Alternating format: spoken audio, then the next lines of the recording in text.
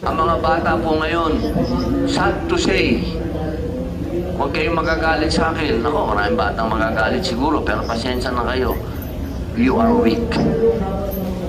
Hindi kayo katulad ng panahon namin na hindi kami iyakin. Natuto kami sa kalsada. Natuto kami na huwag umupo, umiyak. Nung panahon namin, hindi uso yung salitang depression. Hindi ko nga alam yun kung ano yung depression. Ngayon, batang maliit, sasabihin, I'm depressed. Magulo. Ito po yung Children's Safety in Social Media Act. Ito po ay napakahalaga.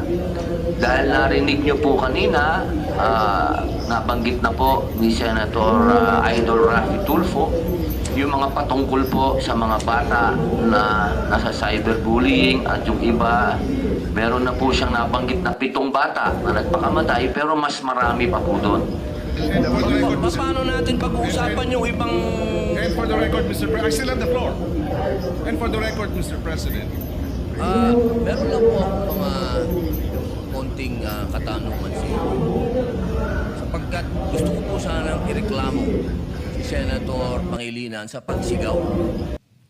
Meron po ba siya rules natin na sinasabing pwede mong sigawan ng kapwa mo senador? Gusto ko po sanang ireklamo si Senator Pangilinan sa pagsigaw. Meron po ba siya rules natin na sinasabing pwede mong sigawan ng kapwa mo senador?